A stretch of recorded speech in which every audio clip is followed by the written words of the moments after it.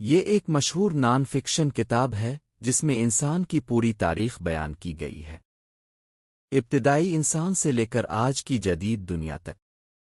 مصنف یووال نوح ہرری ایک مورخ، ہسٹرین ہیں، اور وہ یہ سمجھانے کی کوشش کرتے ہیں کہ انسان زمین پر سب سے طاقتور مخلوق کیسے بنا۔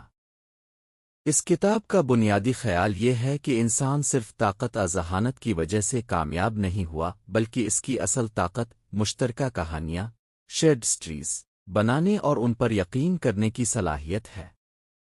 ہرری انسانی تاریخ کو 4 بڑے حصوں، ریولوشنز، میں تقسیم کرتے ہیں۔ پہلا ہے کاگنیٹو ریولوشن، ادراکی انقلاب، تقریباً 70,000 سال پہلے۔ اس دور میں انسان نے زبان اور تخیل، امیجنیشن پیدا کیا۔ اس سے انسان بڑے گروہوں میں تعاون کرنے لگا۔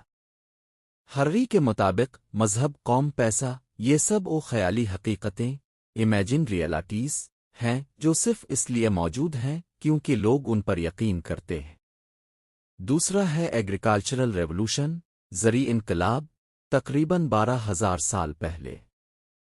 انسان نے کھیتی باڑی شروع کی، لیکن ہرری کہتے ہیں کہ یہ مکمل ترقی نہیں تھی کیونکہ اس سے انسان کی زندگی زیادہ مشکل ہو گئی، زیادہ محنت، کم آزادی، حالانکہ خوراک زیادہ ہو گئی۔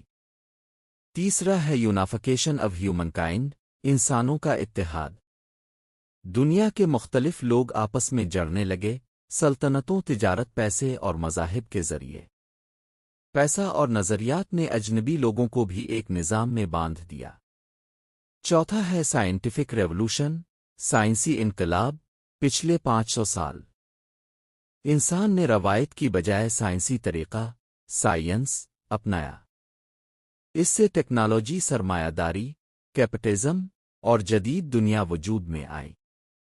کتاب کا ایک اہم نقطہ یہ ہے کہ بہت سی چیزیں جنہیں ہم حقیقت سمجھتے ہیں، جیسے انسانی حقوق، قوانین، امک وغیرہ، یہ دراصل اجتماعی یقین، کلیکٹیو بلیف ہے، نہ کہ کوئی فزیکل حقیقت۔ ہرری یہ سوال بھی اٹھاتے ہیں کہ کیا ترقی نے انسان کو واقعی خوشی دی ہے؟ وہ کہتے ہیں کہ شاید نہیں، ہماری طاقت ضرور بڑی ہے، لیکن خوشی ابھی بھی ایک سوال ہے۔ آخر میں وہ مستقبل کی بات کرتے ہیں، خاص طور پر مصنوعی ذہانت، AI اور بائیوٹیکنالوجی کی، اور پوچھتے ہیں، اب جب انسان کے پاس اتنی طاقت ہے، وہ آگے کیا بنے گا؟ سادہ الفاظ میں یہ کتاب صرف تاریخ نہیں بلکہ فلسفہ، سائنس اور انسانی سوچ کا مجموعہ ہے۔ یہ مذہب انسان کی برتری اور ترقی کے تصور پر سوال اٹھاتی ہے۔